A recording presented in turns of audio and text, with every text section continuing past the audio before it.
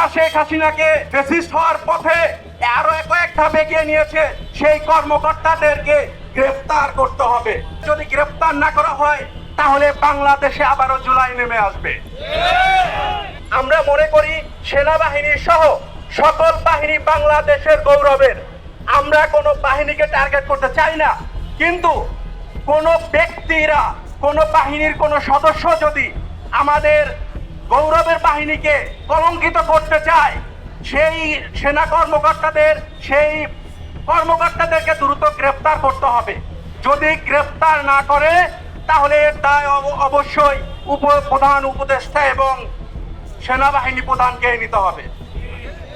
আমরা বিশ্বাস করি, আমরা দেখেছি গত 15 বছরে গুণ এবং আয়নাঘরের মতো যে কাহিনী হয়েছে, আয়নাঘর সৃষ্টি হয়েছে। শেখ হাসিনাকে ফ্যাসিস্ট হতে যারা সহযোগিতা করেছে, যারা শেখ হাসিনাকে ফ্যাসিস্ট হওয়ার পথে আরো কয়েক ধাপ এগিয়ে নিয়েছে, সেই কর্মকর্তাদেরকে গ্রেফতার করতে হবে। আমরা দেশের প্রশাসন, প্রধান উপদেষ্টা সহ সবাইকে আবারও হুঁশিয়ার করতে চাই, যদি গ্রেফতার না করা হয় তাহলে বাংলাদেশে আবারও জুলাই নেমে আসবে।